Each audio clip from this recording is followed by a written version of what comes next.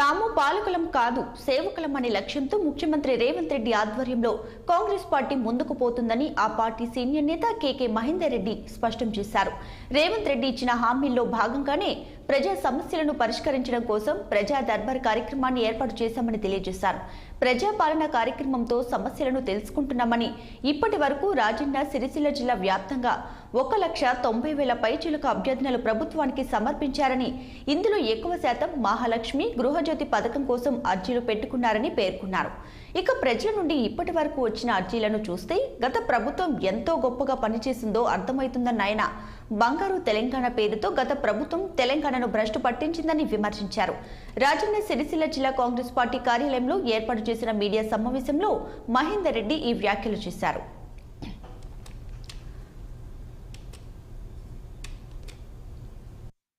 Congress party యొక్క ఇచ్చిన గ్యారంటీలను నమ్మి తెలంగాణ తల్లి సోనియా గాంధీ గారి యొక్క రుణం తీర్చుకోవాలనే ఉద్దేశం కొద్దీ గత నవంబర్ 30వ తారీఖున జరిగిన ఎలక్షన్లలో తెలంగాణ ప్రజల ఒక మార్పు కోరుతూ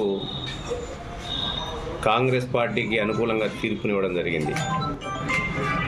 ఆ తీర్పును మేమందరం కూడా శిరసావహిస్తూ కాంగ్రెస్ పార్టీ ఆ తీర్పుకు ఏవైతే ముఖ్యమైన అంశాలు ఉన్నాయో 6 గ్యారంటీలతో పాటు అనేకమైన మేనిఫెస్టోలో తెలంగాణ ప్రజల కొరకు సంక్షేమం కొరకు ఇలా అనేకమైన హామీలు కూడా ఇవ్వడం జరిగింది.